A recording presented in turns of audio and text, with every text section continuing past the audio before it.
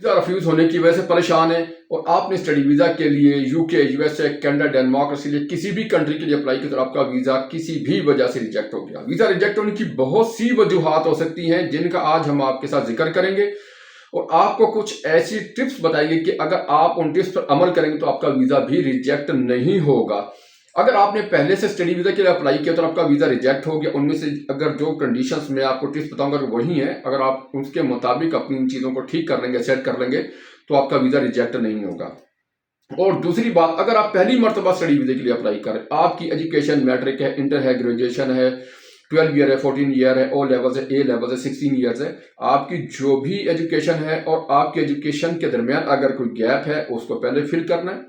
ठीक है, bank statement आपकी ओरिजिनल होनी चाहिए और आपने जो अपना वीज़ा एप्लीकेशन फॉर्म है वो ठीक फिल करना है। ये सारी आज मैं आपको इन्फॉर्मेशन दूंगा कि आप किस तरह से, अगर आपका वीज़ा रिजेक्ट हो चुका तो आप उसको दोबारा कैसे रीअप्लाई करेंगे। रीअप्लाई करने के लिए आपको कौन कौन से स्टेप्स जो है वो अख्तियार करना होंगे।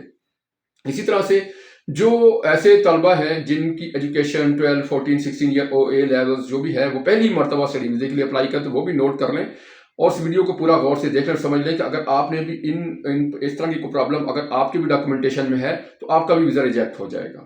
पहली मरतबा अप्लाई करने वाले भी नोट कर लें कि अगर आपने प्रॉपर जो है वो डॉक्यूमेंटेशन नहीं की, प्रॉपर आपने इंटरव्यू की तैयारी नहीं की, प्रॉपर अपने डॉक्यूमेंट्स को तैयार नहीं किया और आपका स्टडी गैप क्लियर नहीं है, बहुत सारी जो मैं आज आपके साथ चीज़ें डिस्कस करूंगा, अगर आपकी जहां पर भी आपके भी इन तमाम प्रॉब्लम्स में कोई एक प्रॉब्लम है तो आपका भी वीज़ा लाजमी रिजेक्ट हो जाएगा। इसलिए रिफ्यूज़ल से बचें, अपना पैसा और वक्त बचाएं, क्योंकि एक मरतबा अगर आप जब स्टडी वीज़ा के लिए अप्लाई कर देते हैं और आपका किसी भी वजह से वीज़ा रिजेक्ट हो जाता है तो कभी मत समझें कि आप दोबारा जो है वो अप्लाई करेंगे और आपका वीज़ा मिल जाएगा। हो सकता है कि उसी रीज़न की वजह से आपका दोबारा फिर वीज़ा रिजेक्ट हो जाए। तो चलिए बात करेंगे सबसे पहले हम स्टडी वीज़ा के हवाले से, स्टडी वीज़ा के लिए कौन कौन से आपके डॉक्यूमेंट जो अहमियत रखते हैं और अगर आप स्टडी वीज़ा के लिए अप्लाई करने जा रहे हैं तो आपको क्या करना होगा कि ताकि आपका वीज़ा रिजेक्ट ना हो। और जिन्होंने पहले से स्टडी वीज़ा के लिए अप्लाई किया था और किसी भी वजह से उनका वीज़ा रिजेक्ट हो गया था तो वो भी इसी जो है वो तरीक़ेकार को अपनाते हुए अपना वीज़ा दोबारा रिजेक्ट होने से बचा सकते हैं। तो दूसरी तरफ हम बात करेंगे, हमारा जो इदारा है international institute of technical training centre and study abroad centre Islamabad में वाक़ है। अगर आपको स्टडी वीज़ा के हवाले से किसी किस्म की कोई भी मालूमात दरकार हो तो आप हमारे इदारे में खुद तशरीफ़ ला सकते हैं। अगर आपका वीज़ा रिफ्यूज़ हो गया, स्टडी में गैप है, इंटरव्यू की तैयारी करनी है, आइल्स की तैयारी करनी है, पीटी की तैयारी करनी है, जो भी स्टडी वीज़ा से मुतल्लिक आपको मालूमात दरकार है, जो भी आपको हेल्प दरकार है, स्टडी वीज़ा के लिए अप्लाई करना चाह रहे हैं तो आप हमारे इदारे से रब्ता करके अपना तमाम प्रोसेस हमसे कंप्लीट करवा सकते हैं। और हमारे अल्हम्दुलिल्लाह हमारे इदारे जिन भी स्टूडेंट्स ने स्टडी वीज़ा के लिए अप्लाई किया था और उनका वीज़ा 100% लगा, क्योंकि हमने प्रॉपर जो है पूरी डॉक्यूमेंटेशन कंप्लीट करने के बाद, इंटरव्यू की तैयारी करवाने के बाद, प्रॉपर जो है उनका वीज़ा एप्लीकेशन फॉर्म सही तरीके से फिल करवाने के बाद, पूरी मुकम्मल फाइल उनकी अच्छे तरीके से तैयार करवाने के बाद उनको वीज़ा के लिए अप्लाई करवाया था और उनका वीज़ा लग गया था। तो अगर आप भी स्टडी वीज़ा के लिए अप्लाई करना चाहते हैं, अगर आपका वीज़ा पहले रिफ्यूज़ हो गया या पहले दफ़ा अप्लाई करें तो एक मरतबा ज़रूर हमारे जो है स्टडी वीज़ा कंसल्टेंट सेंटर से ज़रूर एक दफ़ा रब्ता कर लें। मशवरे की कोई फीस नहीं, तमाम डॉक्यूमेंट्स के साथ रब्ता कर सकते हैं। स्क्रीन पर आपको हमारा मोबाइल और व्हाट्सएप नंबर नजर आ रहा है, आने से पहले अपने तमाम डॉक्यूमेंट्स की फाइल लेकर अपॉइंटमेंट लेकर आप आ सकते हैं। ठीक है, स्टडी वीज़ा से मतलब किसी किस्म की कोई भी मदद रहनुमाई चाहिए तो आप हमसे रब्ता कर सकते हैं। अब बात करेंगे डॉक्यूमेंटेशन के हवाले से कि स्टडी वीज़ा जो है वो रिफ्यूज़ क्यों होता है, उसकी वजूहात क्या होती है। सबसे पहले जो एक आम मसला जो आ रहा है, जो बहुत ज़्यादा जो कॉमन है जिसकी वजह से वीज़ा रिजेक्ट होता है, वो था इंटरव्यू में तैयारी, एम्बेसी में इंटरव्यू।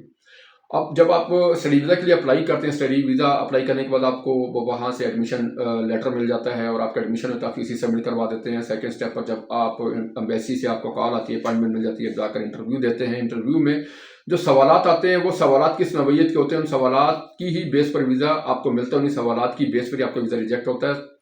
मोस्टली जो कॉमनली जो तमाम जो ममालिक के एम्बेसीज हैं, यूके है, यूएसए, कनाडा, डेनमार्क, ऑस्ट्रेलिया, सब तकरीबन एक ही तकरीबन कैटेगरी से मिलते जुलते सवाल करते हैं। कुछ सवाल थोड़े से तब्दील होते हैं, मगर कुछ सवाल यहाँ पर मैं आपके साथ डिस्कस करूंगा कि एम्बेसी इंटरव्यू लेने के बाद वीज़ा क्यों रिजेक्ट करती है। आपकी बैंक स्टेटमेंट भी ओरिजिनल, आपके डॉक्यूमेंट्स भी ठीक है और आपका एडमिशन भी हो चुका है, आपके पास कैश लेटर, ऑफर लेटर भी है और ये तमाम डॉक्यूमेंट्स भी आपके पास हैं और यूनिवर्सिटी भी आपको एडमिशन देने पर तैयार है, मगर एम्बेसी क्यों आपको वीज़ा रिजेक्ट कर रही है। जब आपको यूनिवर्सिटी आपकी फीस लेने के बाद, एडमिशन देने के बाद आपको कह रही है कि आप अपनी एजुकेशन से रेलिवेंट इस प्रोग्राम में आप जो है इस कोर्स में एडमिशन ले सकते हैं, आपकी फीस ये होगी, इतने अर्से का कोर्स होगा और आपको हम जो है एडमिशन दे रहे हैं। तो जब आप एम्बेसी में जाते हैं तो एम्बेसी क्यों आपको वीज़ा रिजेक्ट करती है, उसकी खास वजह क्या होती है कि आप इंटरव्यू में फेल हो जाते हैं, या तो आपकी बॉडी लैंग्वेज से ये आपकी थोड़ी-सी परेशानी की वजह से या घबराहट की वजह से या प्रॉपर आप उनको से जो है वो मुतमईन ना करने की वजह से वीज़ा ऑफ़िसर को, तो जब मुतमईन नहीं होगा तो वो आपको जो है वीज़ा नहीं देगा और आपका वीज़ा रिजेक्ट हो जाएगा। तो आप अपील भी कर सकते हैं, इसके लिए भी आप सेकंड ऑप्शन भी होती है कि आप दोबारा रीअप्लाई कर सकते हैं। इसमें घबराने की ज़रूरत नहीं होती कि अगर एक दफ़ा वीज़ा रिजेक्ट हो तो आपको दोबारा वीज़ा नहीं मिलेगा। आप किसी और कंट्री में या उसी सेम कंट्री में भी अप्लाई कर सकते हैं। तो आप इस चीज़ को अगर क्लियर कर दें कि आपका वीज़ा क्यों रिजेक्ट हुआ, तो अगर आप दोबारा से वीज़ा ऑफ़िसर को मुतमईन करते हैं तो आपको वीज़ा मिल जाता है। ठीक है? तो अमूमन जो सवालात होते हैं, जो आते हैं एम्बेसीज़ में, जो पूछे जाते हैं तालिब इल्म से, भई आपकी स्टडी में गैप क्यों है, इसकी वजह क्या है? और दूसरा, आप स्टडी के लिए क्यों जाना चाह रहे हैं? आपने ख़ुसूसी तौर पर ये प्रोग्राम क्यों चूज़ किया?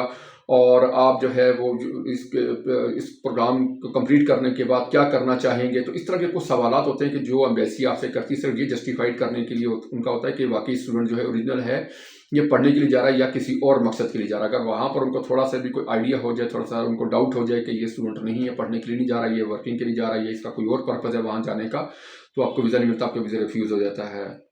ठीक है, दूसरी वजह ये होती है कि अगर आपका पहले वीज़ा रिफ्यूज़ होकर आपने दोबारा फिर अप्लाई किया और आप ये समझते हैं कि दूसरे कंसल्टेंट के थ्रू अप्लाई करें, हम इसको नहीं बताते कि हमारा वीज़ा रिफ्यूज़ हुआ था, तो हो सकता है कि आपका ऑनलाइन वेरिफिकेशन में जो है वो चीज़ सामने आ जाए, एम्बेसी देख ले कि इनका पहले वीज़ा रिफ्यूज़ हो चुका और आप झूठ बोल रहे हैं, तो झूठ बोलने की वजह से भी आप 10 साल के लिए भी बैन हो सकते हैं और आपका वीज़ा भी नहीं मिलेगा।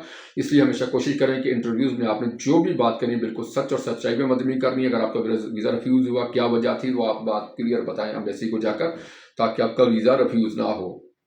दूसरा होती है डॉक्यूमेंटेशन के हवाले से, कोई फेक डॉक्यूमेंटेशन ना लगाएं, क्योंकि जब उन डॉक्यूमेंट्स की वेरिफिकेशन होती है तो वेरिफिकेशन ना होने की वजह से प्रॉपर भी वीज़ा रिफ्यूज़ हो जाता है और वीज़ा नहीं मिलता, क्योंकि एम्बेसी और जो यूनिवर्सिटी वो मुतमईन नहीं होते आपसे कि भाई, उनको डाउट होता है कि ये डॉक्यूमेंट कहीं ना कहीं फेक है। जब उनकी वेरिफिकेशन की जाती है तो वेरिफिकेशन में वो डॉक्यूमेंट फेक साबित होते हैं। फॉर एग्जांपल हम बात करेंगे एक्सपीरियंस लेटर या डिप्लोमास के हवाले से। अगर आपके स्टडी में को गैप है 5 साल 10 साल का, 2 साल का गैप, तो यूनिवर्सिटी और एम्बेसीज एक्सेप्ट कर लेती, वीज़ा दे देती हैं। मगर आपका गैप ज़्यादा अरसे का और आप उसको जो है मुतमईन नहीं कर पाए और आपके डॉक्यूमेंटेशन प्रॉपर नहीं है, अगर आपने उसके साथ कोई किसी भी कंपनी का एक्सपीरियंस लेटर साथ लगाया कि आपने यहाँ पर जॉब की है या आपने किसी टेक्निकल इंस्टीट्यूशन का 1 साल 2 साल डिप्लोमा लगाया है, मगर जब उसकी वेरिफिकेशन जब एम्बेसी करती है, तो जब आपकी वेरिफिकेशन नहीं होगी या जब एम्बेसी राब्ता करती है इदारे से या कंपनी से, वहाँ से उनको जवाब ना मिले या कॉल अटेंड ना हो या फिर ईमेल पर उनको रिप्लाई ना आए, तो आपका वीज़ा रिजेक्ट हो जाता है।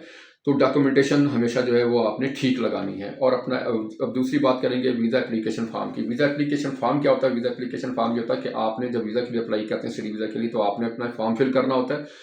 अगर आपने उस फॉर्म को सही तरीके से फिल नहीं किया, उसके तमाम जो है सेक्शंस को सही आपने नहीं समझा, नहीं पढ़ा, तो वो जो है आपका वीज़ा रिफ्यूज़ हो जाएगा। इसलिए हमेशा कोशिश करें कि अपना जो वीज़ा एप्लीकेशन फॉर्म है वो प्रॉपर जो है वो कंसल्टेंट से ही फिल करवाएं, क्योंकि उसको ज़्यादा एक्सपीरियंस होता है कि आपकी कौन कौन सी कंडीशन को, कौन कौन से सेक्शन को कहाँ कहाँ जो उसने फिलअप करना है। हमेशा कोशिश करें कि अपना वीज़ा एप्लीकेशन फॉर्म जो है वो खुद फिल ना करें और अपने कंसल्टेंट से फिल करवाएं। और पैसे मत बचाएं, कोशिश करें कि आप प्रॉपर जो है वो अपनी डॉक्यूमेंटेशन, अपने वीज़ा एप्लीकेशन फॉर्म, अपनी बैंक स्टेटमेंट जो है, आपकी हर चीज़ आपकी ओरिजिनल होनी चाहिए और उसको सही तरीके से फिल किया जाना चाहिए। और एम्बेसी में इंटरव्यू के लिए जाने से पहले आपने कोशिश करनी है कि इंटरव्यू की तैयारी करके जाएं, ताकि आप वहाँ पर जाकर कन्फ्यूज़ ना और उनके प्रॉपर जो है सवालात के जवाब दे सकें। अगर किसी भी वजह से वीज़ा रिजेक्ट हो गया तब पहले तो कोई मसला नहीं है, तो वीज़ा एक दफ़ा रिजेक्ट हो, 2 दफ़ा हो, आप अप्लाई कर सकते हैं, आपके पास अपील का हक है।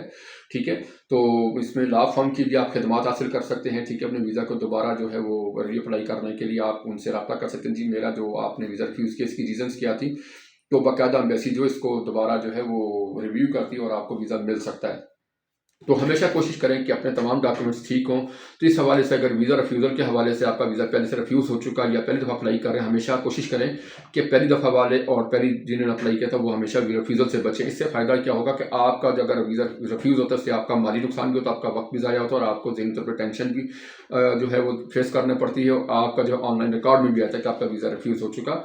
ठीक है, इन तमाम चीज़ों से बचें। कोशिश करें कि अपना वीज़ा हमेशा जो है फर्स्ट टाइम अप्लाई करें, सेकंड टाइम करें और प्रॉपर तैयारी के साथ करें, ताकि आपका वीज़ा रिफ्यूज़ ना हो। अगर आप भी स्टडी वीज़ा के लिए अप्लाई करना चाहते हैं, आपको भी ऐसी कोई प्रॉब्लम फेस होने का चांस है और आपको डर है कि आपका वीज़ा रिफ्यूज़ ना हो जाए, तो कोई मसला नहीं। आप बिला डर और बिला खौफ अपने तमाम डॉक्यूमेंट्स हमारे स्क्रीन पर दिखाई गए व्हाट्सएप नंबर पर सेंड करें। हम आपके तमाम डॉक्यूमेंट्स देखने के बाद अगर आपका वीज़ा रिफ्यूज़ हो चुका है तो बता देंगे कि भाई आपका वीज़ा क्यों रिफ्यूज़ हो रहा है, आपको क्या करना है। आपका वीज़ा हम आपके लिए अपील करेंगे या हम इसको जो है प्री एक्शन प्रोटोकॉल जो है वो यूके की लॉ फर्म में इसको अप्लाई करेंगे कि आपका वीज़ा जो है वो आपको दोबारा मिल जाए। या यूनिवर्सिटी को जो हम दोबारा जो है वो उनको एक नोटिस भेजेंगे कि भाई आपने वीज़ा क्यों रिफ्यूज़ किया। ये सारी जो है मामला जो हैं जो वीज़ा रिफ्यूज़ल के हवाले से अगर आपको हैं इस तरह के, तो आप हमसे रब्ता कर सकते हैं। हमारी जो कंसल्टेंसी फर्म है वो आपको इस सिलसिले में पूरी जो हेल्प फराहम करेगी। अगर आप पहली मतलब वीज़ा के लिए अप्लाई करें, आपको प्रॉपर नहीं पता कि कौन कौन से आपको डॉक्यूमेंटेशन लगाने, क्या क्या स्टेप्स होते हैं, वीज़ा एप्लीकेशन फॉर्म कैसे फिल करना है, स्टडी गैप कैसे ख़त्म करना है, और जो है इसकी तमाम जो डॉक्यूमेंटेशन है वो कैसे तैयार करनी, फाइल कैसे बनेगी, तो ये सारी जो आपको इन्फॉर्मेशन चाहिए आप हमसे ले सकते हैं। स्क्रीन पर आपको हमारा व्हाट्सएप नंबर नज़र आ रहा होगा। इस व्हाट्सएप नंबर पर अपने तमाम डॉक्यूमेंट्स हमें सेंड करें, पहले जो अप्लाई करने वाले भी, और जिन्होंने पहली मरतबा इनका जो वीज़ा अप्लाई किया था, वीज़ा रिफ्यूज़ हो गया, वो भी हमसे रब्ता कर सकते हैं। प्रॉपर आपको इसमें पूरी गाइडलाइन देंगे, पूरी जो है वो कंसल्टेंसी फराहम करेंगे। किसी किस्म की कोई भी इंफॉर्मेशन अगर आपको वीज़ा रिफ्यूज़ल के हवाले से है, तो आपके माइंड में कोई भी सवाल है तो